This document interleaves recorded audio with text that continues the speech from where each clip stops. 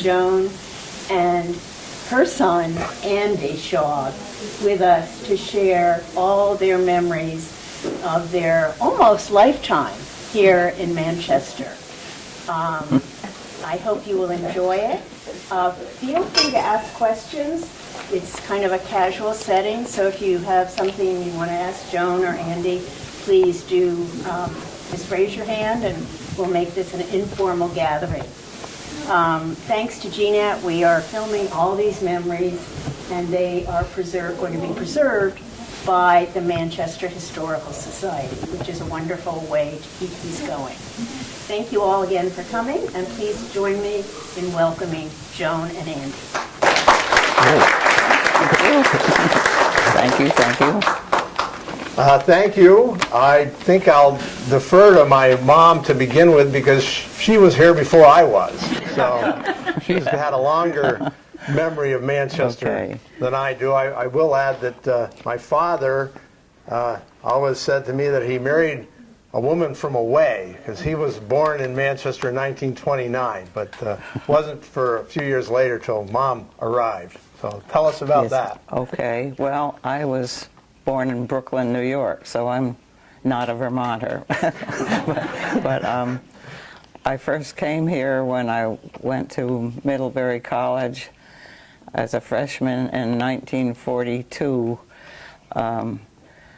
I used to drive through Manchester. I mean, I didn't drive then, but we drove through Manchester a few times, and I really thought it was a lovely, quiet town. I used to come up, after I was enrolled there, I used to come up on this train. We called it the Rutland Rocket, and we would pass through Manchester, and you know, I would look out at the station there, which is down where Miles Lumber is now, and think, it's nice here. But after I graduated, I cried for a month because I missed Vermont so much. That's a little exaggeration, but I was very upset. And so my college roommate had gotten a job at the college. I was quite jealous of her, but I used to come up a lot to visit her. And what was I going to say? I forgot what I was going to say. Did you ever stop for gas? Oh, that was later on, but yes, I will say that.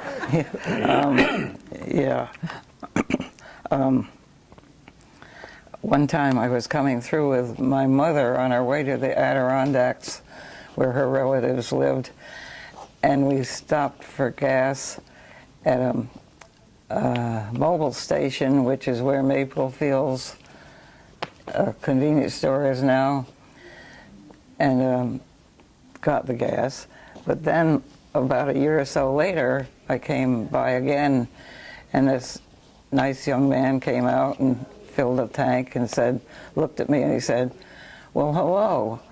I haven't seen you for quite a while. Where have you been?" And I thought, wow, this is a very friendly town. And who was that? I forgot. It was Ralph Fleming of the famous Fleming family. What else was I going to say?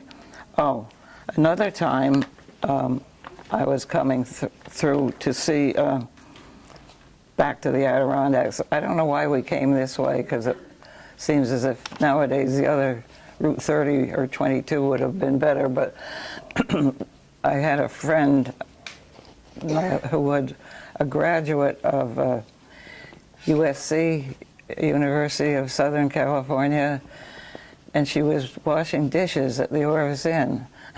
So we stopped to say hello to her, and we spent the night at, what's it called? The Holiday House, which is now the inn at Manchester. And the lady who owned it was quite a character. Her name was Mrs. Porter. And her secretary, jack of all trades, what do you call it? Girl Friday, was on sabbatical. She came from Gardens Corner, South Carolina, which is, I don't know why she was up here, But she was on sabbatical, and Mrs. Porter was looking for a replacement for 2 months. And she looked at me and said, I was between jobs at that point. She said, do you like fine art? And I said, oh, yes. Do you like beautiful music? And I said, oh, yes. And she said, I'd like you to come work for me. So I did that. And it was, a pleasant job. But the worst part was she went, I think it was Thanksgiving, she took off, went to see her family somewhere else, and left me in charge. And there was a handful of guests there. But everything was okay because there was a nice cook, and he cooked a marvelous Thanksgiving dinner for them all. But when I had to bring out the dessert, oh boy, all hell broke loose. It was Indian pudding. And they were all expecting pie or, something exciting. Anyway, after that, I got a job here. I decided I'd stay, and I got a job working for Jim Campbell, Eddie Campbell's father, the lawyer. I had been a law secretary in New York, so it was, it fit. And our office was the same place where Ed's is now. I could look out over the main street, not a tree. There wasn't a tree on the street then. But it was fun because I could always see what was going on, especially in the spring. It was about this time, I think, the marching band would come out from school, I guess. Mm-hmm. And I think at that time they had other people in it, not all school kids, but townspeople who played instruments. I think Sally Treat was one of them. And that was always exciting because you knew spring had come. What else was there? Now, I'll interject here that meanwhile, my father was over in Korea. He had been through UVM, and then he owed the government a couple of years of his time, and as fate would have it, they were fighting over there, and so he had to go to Korea. And on his first foray, he was injured, and then sent to Japan for some rehabilitation, and he was exchanging letters with his friends back home. And he got a letter from Joe Markey, who was one of his neighbors on Bonnet Street. And Joe said that, Manchester is still Manchester, not much has changed, though there is a new babe in town. Is that what he said? And, it might be good for you. So he's reading this over in Japan, that there was a new babe in Manchester. So, big news. And he returned home. Yeah, right. Yeah. Shall I continue that story? Sure. Okay. So, when I had a bullet nose Studebaker convertible, cream-colored with black canvas top and red leather seats. It was quite spectacular. I wish we'd saved it. But anyway, I was driving down Bonnet Street one Saturday, I guess it was, and there stood Joe and Doug on the side of the road, and Joe said, "Oh, here she comes now." So they stopped me, and we talked for a minute. We got introduced, and Doug said to me, "Would you like to go out tonight?" And I said, "Oh, I am going out tonight." And then 4 months later, we did go out somewhere. I can't remember. Oh, I know. We went out to Lake St. Catherine at the Wilcox Cottage, and they cooked a steak, and it was the toughest steak I've ever had in my life. But anyway, then you know what happened. Then we got married. Eventually. Let's see. Oh, the funny part about that was when we became engaged, Joe Markey's mother stopped me on the street. I was still working for Jim Campbell. And she said, "Let me see your ring." And I said, "I don't have a ring. I have a string of pearls that Doug brought back from Japan, and he didn't know who he was going to give them to, but he gave them to me." And she said, "Oh, that's terrible. You should have a ring." So Doug obeyed her, and I finally did get a ring for Christmas, I guess. What else about Doug? Oh, we got married, and we took an apartment at, well, now it's the Barnstead Instead. Yeah. But then it was called the Antlers, and the Kelleher family, I don't know if any of you know them, were the owners, and we had a second floor apartment. And one day, well, the trick was when Doug came home for lunch, and by then we had a baby, we had Sally.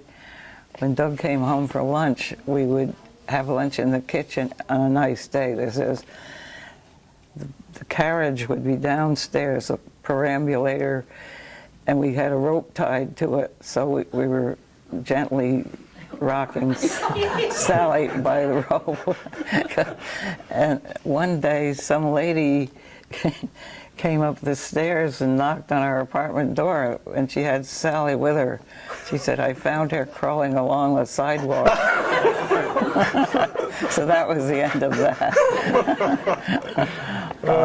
What else was I going to say? Oh, we had our first fight I guess it was before Sally was born. The Equinox golf course was having a, what do you call it, box lunch social or something. And after church one day, Doug said, "Oh, by the way, we're supposed to be going to this box lunch social."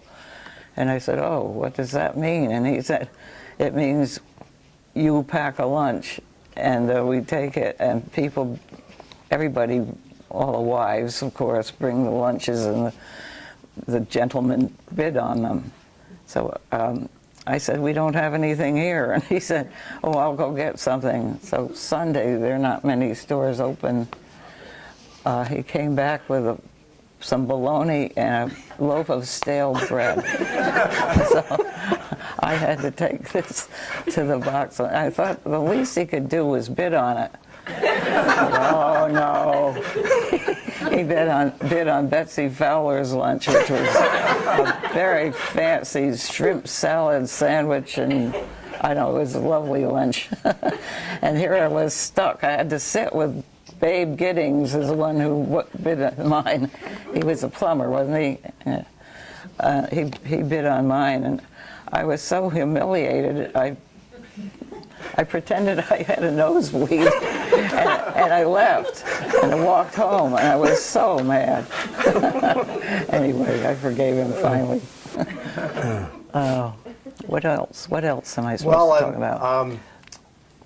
I was born in 1957, and though I don't remember this specifically, I'm told that Mom and Dad picked up Doc Harwood, who was the local physician at the time, and then he would ride with them down to Bennington because he would deliver the babies.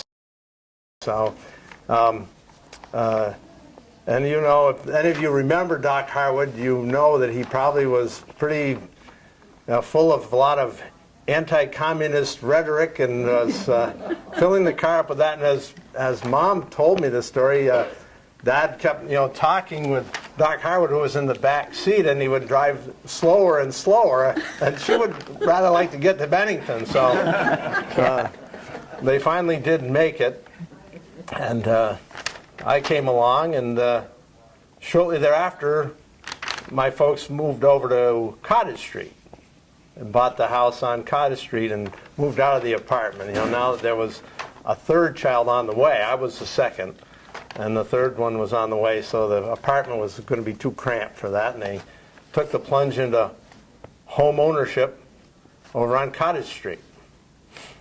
Right. And that house was supposed to be a 5-year plan, because we wanted to have a big house in the country. Well, I did anyway. But and Doug thought this house was too small that we bought from the Noraths. Bill and Elaine Norath. And he was, I think he was the postmaster at that point. Anyway, Cottage Street was a wonderful place to bring up children. It was sort of like a play street. That we had the Comer family on one end, the Markey family on the other end, the Tuttles. I don't know if anyone remembers the Tuttles in the middle. Anyway, it was a great place to bring up a family. All with lots of kids. You know, there was 7 Comars, 4 Markeys, 5 Shaws, Kilburns, the Camerons. 4 Tuttles. Yeah. So it was a teeming with kids back in the day, and the music teacher, Aunt Jenny Griffith, was the music teacher at the Manchester Elementary School, much beloved music teacher. So Halloween, Cottage Street was where all the kids would come. Much like Carlin Street is today. They all go down to Cottage Street, but back then Cottage Street was like ground zero for Halloween. We had 98 one year, and I always buy too much candy now for fear some of them will come back. Of course, I always buy the kind of candy we like. Let's see, what else was I supposed to talk about? Manchester was a small town, you know, then, and it was a small town. The population was about 2,400, and it hadn't changed a lot over the decades prior to the 60s. In the 60s, I looked up some figures. The population during the 60s grew by almost as much as it had in the previous 50 years. So there's really, in the 60s is when things started to buzz around here with real estate and housing. I think that had something to do with Stratton. Yeah, Stratton opened in 61, so that may have been, you know, part of it, certainly, and the idea of skiing and things like that. I had a paper route and delivered the Bennington Banner, and it was an afternoon paper back then. It was very lucrative. Paper was 60 cents a week, and I think the paper boy got to keep 15 cents, and we collected. You know, every Saturday we'd collect, because on Saturday it came out in the morning. So we would collect, and we'd get to keep a little money, and the customers would customarily give you 75, since it was, you know, rounded up a little bit, a little tip. So really you're getting 30 cents per customer a week. So very lucrative, and I was stashing that away. And my route took me up from Cottage Street. I'd go out onto 7A, which was 7 back then, and go up the street, and the Marsden house was there where Gap is now. That was private home, and of course where the mattress store is, and those places were not there. There was a couple of houses in there, and then I'd go in through Hillvale, which was a new development, deliver some papers in there, and then up as far as what is now Stewart's. It was Leo's, and that would be my last, the southern terminus of my route. But when Leo was something else, he'd be in there trying to sell those Jeeps.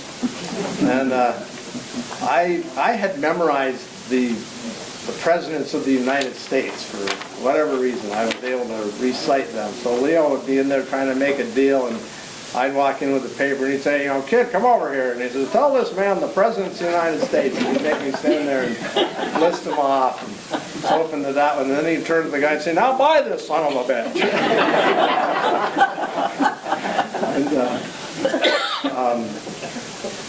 And I would go down and go across Mountain View Terrace, and then down over the hill back on the Cottage Street, and that was my route. And I remember 1969. I only remember this because I came across a picture of it recently. I was standing in front of our house holding up the paper, and it was when man had landed on the moon, and that was in July of '69. And I was eager to take that news around to all my customers, and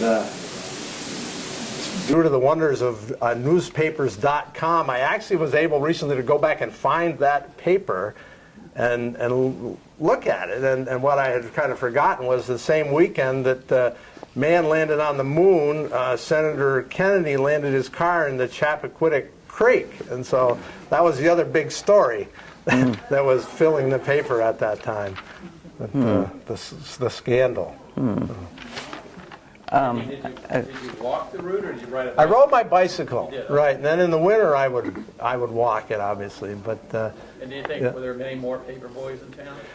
yeah, Mike Reynolds had the Run out of Billy things. Westall route, which was more the Run out of center words. of town, and I've forgotten who the others were, and of course there was also the Herald, and I don't remember how they were getting disseminated in those days, but the Banner was the afternoon paper, so. But, I do remember Mike Reynolds had another route. So, a lot of people read the paper back then. Yeah. Marty Aberson used to always come into our store and bought the Rutland Herald in the morning, and even though the Banner was now a morning paper, came back in the afternoon. Is that right? Yeah. Yeah. The Bluebird is one place I remember, up where the Hampton is now, was the Bluebird, which was a summer, kind of like the Arlington Dairy Bar type of place. It was open in the summer, you get a hamburger and a soft serve there. And so that was always a thriving place in the summer. And then across where Shaw's Market is now, and Equinox Terrace, and Equinox Village, and the meadows, none of that. That was just a pasture for the farm, the Munson farm. And so in my youth, that was just totally, it was just a field, basically. And I'm thinking, boy, if I had that paper route today, I could probably have a lot more customers. Think what I'd be making. That's where your sisters used to ride their horses all the time. Yep. They hated to see all that development. Yes, yeah. And I used to ride my mini bike. Yeah. But that was quite, and Manchester, as I said, was a small town back then. Everybody seemed to. It was. You knew Yeah. everybody then. Yeah. Now, I don't know anybody, but they don't go anywhere. When you're talking about those roads, it made me think of the Depot Street, which was the flat road. The buildings ended about at the McCachran House, which I think is, It's now the real estate. Yeah. Sotheby's yeah, real on estate. this side of the river. And so the Price Chopper complex was not there. It was just kind of a swamp, as I recall. Well, according to your father, Sally Pabst used to teach local children skiing. There was sort of a hill, and it was known as Horse Bun Hill. And she had a lot of kids who used to ski. I think Dad was one of them. Yeah. Which, So then they built that complex, I think in the late 60s, I would guess. And then, of course, a bowling alley was also included. And that was quite a lively place. And there was leagues every night, and everybody was bowling. it yeah, seemed. lots of leagues. Yeah. It was the bar mainly. It was the bar. Yeah. Why did it close? I don't remember. Nobody wanted to bowl anymore, I guess. Maybe. That's in the early 80s still. Yeah. The bowling alley lasted a long time. Yeah. Yeah. It fulfilled a need for people Yes. in the winter who didn't ski or skate Yeah. or anything like that. Yeah. In 1972 was kind of a startling event for this town, which was when the police chief was killed at Whipple's, which was now up in the village,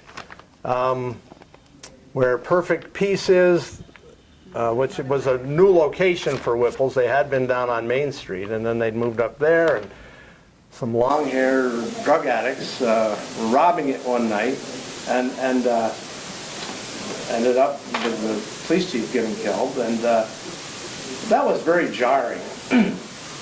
Yeah, in this town. I mean, it was like to read the news accounts of it, it was like a Wild West, and the gunshots. And I remember I had a classmate who lived in the brick house there. His family owned the jelly mill, and they were new to town more or less. But 10:30 at night, there's wild gunfire taking place, and Chief Hogue was the village police chief, and Dana Thompson was the police chief here in Manchester.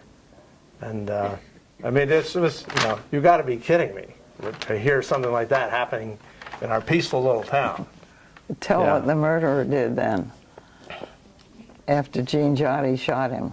Oh, he ended up suing the town. Yeah. Claiming that his civil rights had been violated. So even back then there was some crazy things that went on of that nature. I can't remember the name. Yeah. Anyway. That was certainly a very jarring situation. Of course, the rec area was just in the planning stages at that very time, which has now become our rec area. And the swimming pool was over by the elementary school, and they put a pool in over at the new rec area.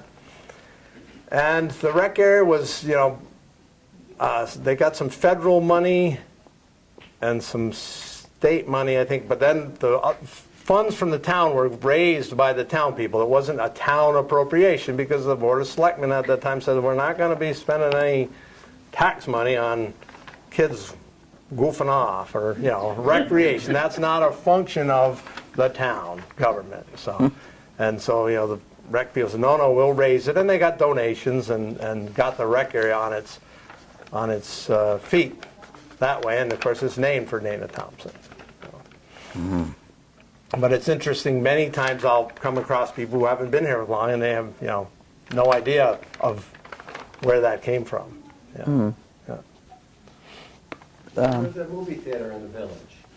Yes, you're right. This time. Right. A woman by the name of Jan, La Bounty. terrific lady. Yes. And then, who was the cab driver? The old lady who drove the cab? Mrs. Elliott. Nola. There are two, yeah, Mrs. Elliott or Nola. We lived 2 Yeah. miles south of that movie theater, and we used to, as kids, walk home in the dark of night, safely, only home. Occasionally we'd splurge and we'd have Nola drive us for 50 cents, which was a few cents more than the theater cost. Yeah, But it was sweet, it was nice. yeah. We used to hitchhike then, as Yeah. kids, all over in the 60s. And that movie theater was in the building Right in the back. that's between the library. It's north of the library. I'm not sure what's in it right now, but it's north of the library, and it's kind of a long, stretched out building. And Mrs. La Bounty, back then you were supposed to be quiet in the movie theater, and she would kind of prowl the aisle with her little flashlight and make sure nobody was making any noise. I do remember that. She was pretty. Yeah. Funny, I don't remember her. Yeah. So in the 70s, a recession hit, and the hotel closed. And the hotel, I don't know if the hotel had ever been open in the winter or not. I don't think it had. No, But it then hadn't. in the 70s, it closed. And, up there in the village, this iconic building, and the paint started to peel, and the rot started to appear, and they did want to keep the grass mowed on the golf course because they'll go to seed in a hurry. And so I had a summer job cutting grass on the Equinox golf course while the hotel was closed. And so that was a great job. We wore cut-off blue jeans and whatever T-shirt we happened to have, unlike today where, even the grounds crew looks a little better now, but we're out there chasing our mowers around, and there wasn't a ton of play either at that time since the hotel was closed, but we had to keep it cut, and then it got resuscitated in the early 80s. So there was a stretch there of time that it was closed, and the village looked pretty forlorn. Some of the big houses on the street up there, they weren't looking too good. Yeah, a lot of people will recall that avenue, which is now so gentrified and kind of moneyed, near the Equinox House down to the Aquatic, there were a lot of working class people there, even a rooming house, plumbers, electricians, all kinds Yeah, of. the real estate could be had, and it was a gas crisis during the 70s, so you couldn't heat these places, so things were a little shaggy up there. I graduated from Burton in 75, which was a remarkable class. I don't know if there's ever been another one like it, or ever will be. But Yeah. we had some fire chiefs in that class, both East Dorset and Manchester, and the head of the rescue squad, and a King Lion, and a Rotary president come out of that group. It's just quite Quite a impressive. class. Yeah. Speaking of the Equinox Hotel, when was the fire? Remember, they Yeah. had quite a fire there. 82, I think. They were in the late stages of this multi-million-dollar renovation, and the place caught on fire. Someone was delivering some pyrofax, propane, and it sheared a nozzle off because there was such ruts in the thing, and it was like a blowtorch, and it was aimed right at the side of the building, and it ignited, and so the flames were crawling right up the side of the building, and when the fire department responded, they didn't have water pressure to reach where the fire was. So they couldn't shoot it that high. So it became quite a conflagration, and fire departments came from all over, and half the town reported up there to watch, and they finally put it out and set about redoing the work they had almost completed, and resuscitated the place. Andy's father was on the fire department then. He loved that fire. That was a lot of fun. Grub Bourne will tell the story that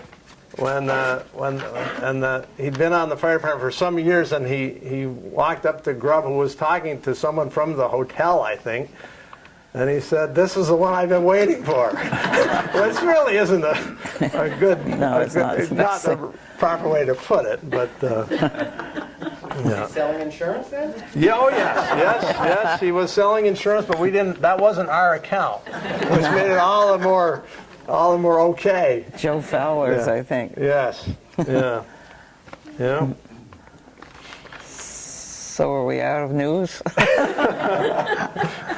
I don't know. Do you have any memories of Bromley or Gist or anything that you were going to talk about? Who said that? Betsy, your daughter. This is my sister over here. Oh, I have memories. I should tell. Well, now that seeing you. So I had 3 sisters to begin with, and myself, and Mom became with child again when I was about 8. And I'd look around the table, and it'd be Dad and I, and then 4 girls. So they had us outnumbered. So I said, "Dad, don't you really think we need another boy?" And he agreed, and I actually made him promise that it would be a boy, not knowing that much about how these things got controlled. And we got to, when they had to go have the baby, we went up to Mrs. Higuera's, who was up on East Manchester Road, and she used to babysit. And that was a real treat, because living on Cottage Street, we had to walk to school. And but when we go up to East Manchester, we get to ride the school bus. And since we didn't ride it regularly, it was fun. The bus would come, you'd get out there, you'd see it coming. Earl Pierce, behind the wheel. And I loved riding on that school bus. I thought that was really fun. And I'd swear he'd go around some corners, it felt like he was on 2 wheels. He probably wasn't. But anyways, long story short, the day that Betsy did arrive in December of 1965, and my father showed up to break the news that it was a girl. And I burst into tears. And I says, "Dad, you promised." And he started to cry, too. Yeah, I think he cried, too. Oh, boy. So she actually became quite a tomboy, and ended up going to the Olympics in 1998. Yeah, so she was a good little brother and exceeded all our expectations. Yeah. So, yeah. So there. So Betsy asked about Bromley in the outing club. That was one of the first things I joined when I moved here, was the Bromley Ski Club. It wasn't outing club then. And I got asked to be the corresponding secretary, which didn't involve a lot, just sending out cards, when there was a meeting. And I remember having a meeting at my own home in South Dorset at that point. Before you were married, obviously. Yeah, that was before. And Sally Papst was there, and Stu Gilbert, Dick Finley, I can't remember who, and we were talking about starting a junior ski program. I think it was the beginning of GISP, which took off quite a bit. And I went to a lot of races because Betsy was racing. Was that the ski club race, or what was that? Anyway, I ended up getting a job in the timing shack, which I found to be terribly nerve-wracking because we had these machines called Heuer, H-E-U-E-R, that would be timing. As the minute they went through the gate, the machine would start clicking, and then when they were halfway down, the other machine would start clicking because there was another skier coming. And I was very nervous every time I did that, but it worked out usually pretty well, unless somebody crashed and the other person passed them. It was sort of hard to operate. It's like patting your stomach and rubbing your head, I think. But that was a lot of fun. We gate kept at some races before this, and one time a little racer, I think she was around Betsy's age, 12 or 13, little Tootsie Roll. I can't remember her name. Julie Furtado. Who? Julie Furtado. Oh, Julie Furtado, yes. She missed a gate, and she was climbing back to get to it to go through again, and she was swearing like a truck driver, and I was quite shocked. And Dr. Alban Coughlin, the psychiatrist, was all excited. He said, "She's venting, she's venting." Anyway, a lot of happy So thoughts. we had my sisters liked horses, and we had some horses over there on Cottage Street, and Sally's friend Sue Scribner had a horse also. Yeah. Over on School Street, and right, she had a paper route, didn't she? On a horse. Yeah. Was she the Herald or the Banner? The Herald, right. Yeah. Yeah, and I think Sally and Sue once went over to the Quality Restaurant On their horses. One time and just tied them up out front, went in for a soda. And, Yeah, they had parking meters then. Tied the horses. Sally used to ride her horse up to Burton too, Oh, really? in the Pearls pasture. Oh, I didn't know that. I didn't remember that. So, that's most of my memories. What about the Five Flies? Oh, Tony Perry's Yeah.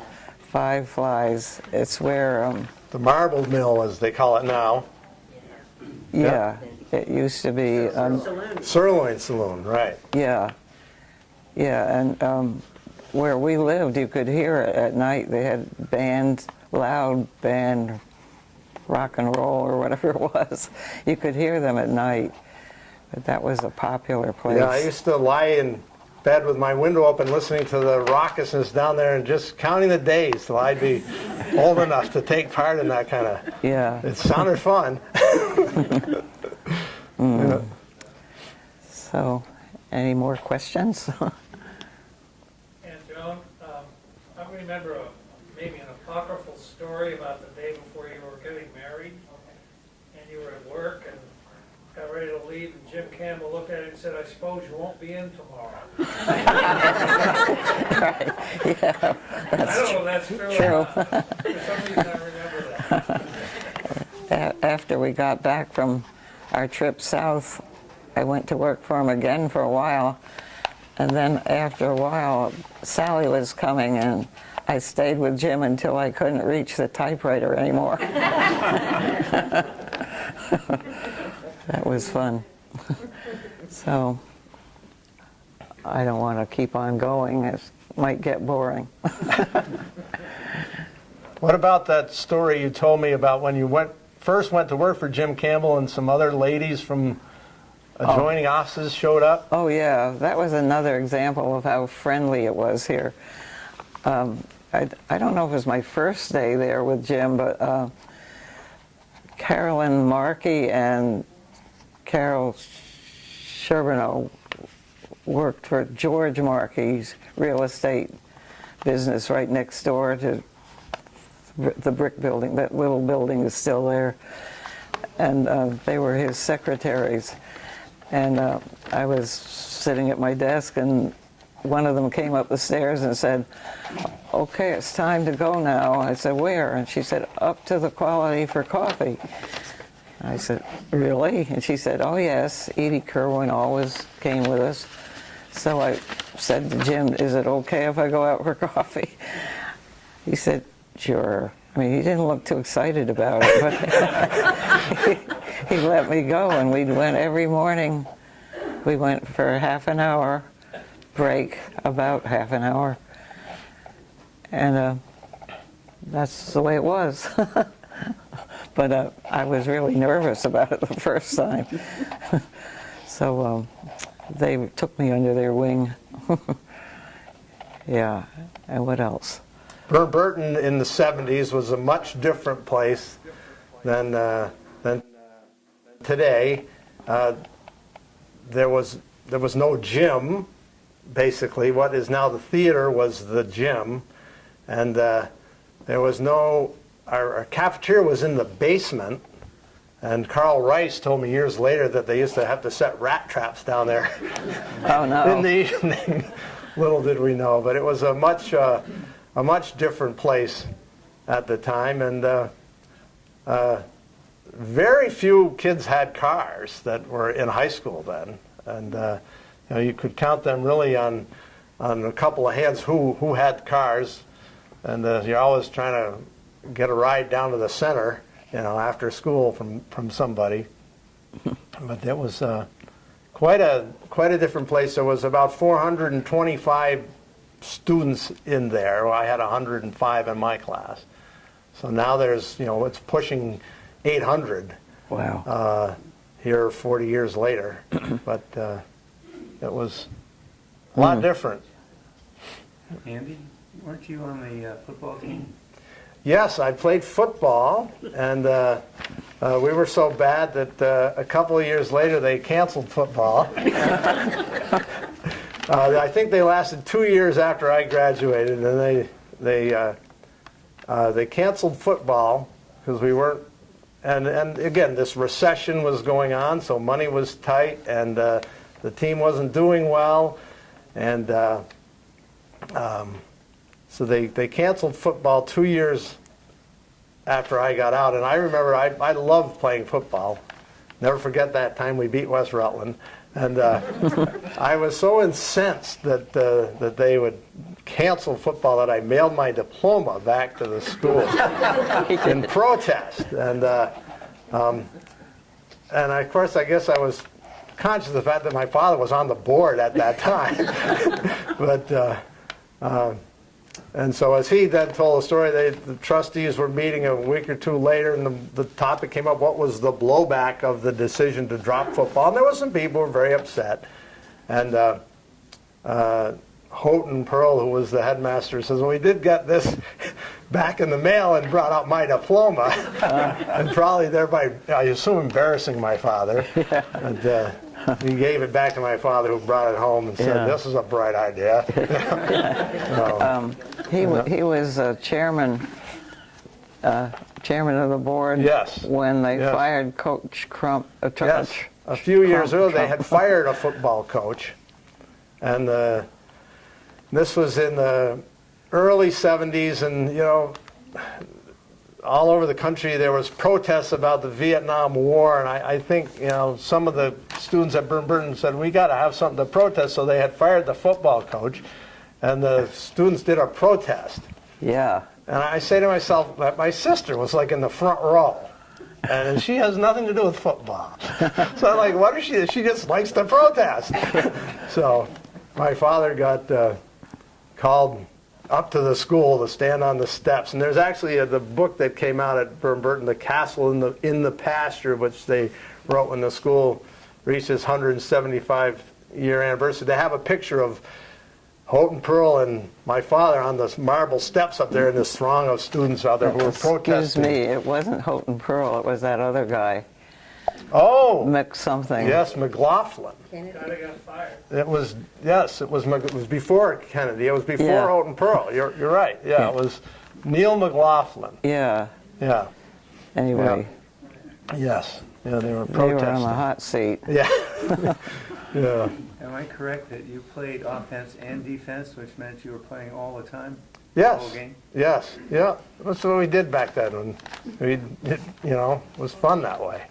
Yeah. Yeah. Mr. Shaw, do you have any recollections of the Northshire, that building where the Northshire bookstore is? What was that building years ago? The Colburn House, you mean? The hotel? It was a hotel? Okay. Yeah, it was the Colburn House. It was quite popular. That was Tony Perry's mom, was it not? Yes. Yeah. Her name was Johnson? No, Nothey. She married Alex Nothey. Yeah, So that's where Tony got his restaurant in Chops, huh? I guess so, yeah. And then he went to Denver. His father owned the Green Mountain Inn in Stowe, which is pretty popular still. He was quite a guy, Tony Perry. He was, yeah. Uh-huh. Famous bar in the hotel was the Knot Hole. Right. Yeah. The knothole. Oh, In the right, I Colburn remember House. that. Yeah. Yeah. Something worth a shout out. I'm amazed. I know a couple of local guys who've been here all their life and have never been up Skyline Drive. And for me, I think that's a remarkable facility to have in our backyard. Worth quite a bit. Yeah. Mhm. In every way. But a lot It of people is. don't think too much of it. Mhm.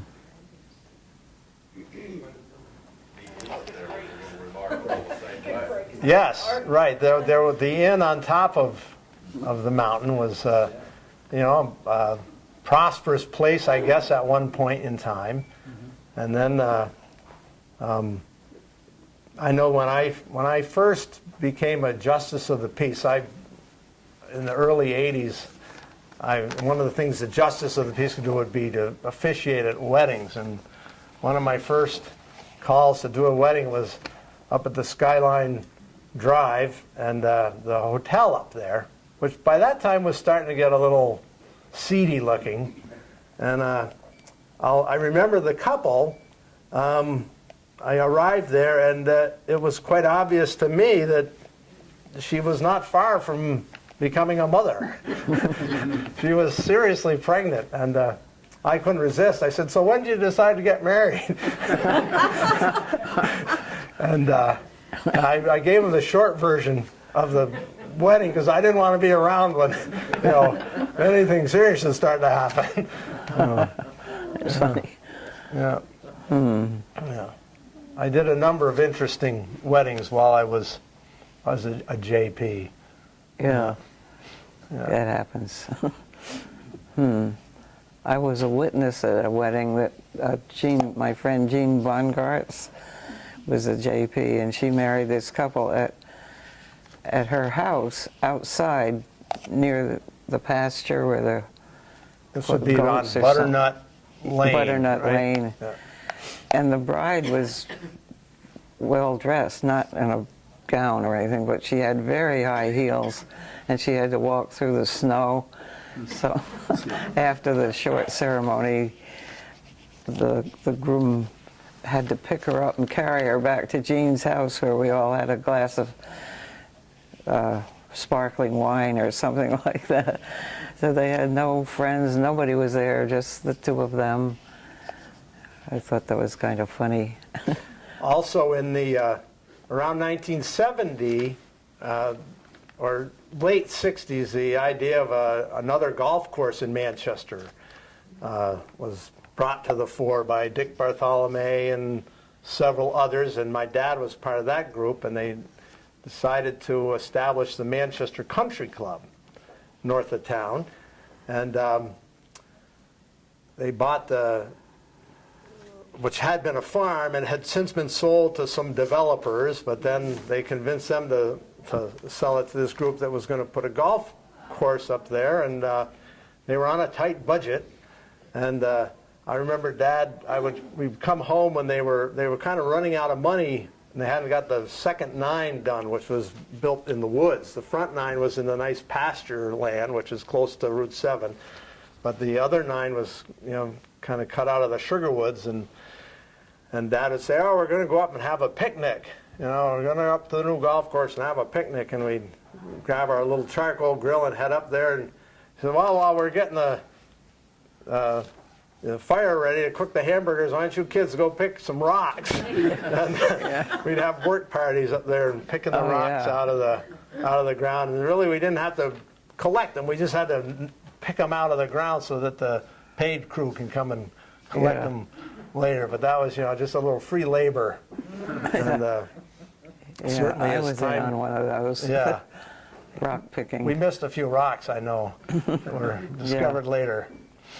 But, And when the ice was on the pond, they used to go out and cut the branches that were sticking up through the ice. Yeah. I remember that too. Anything else? I think I'm done.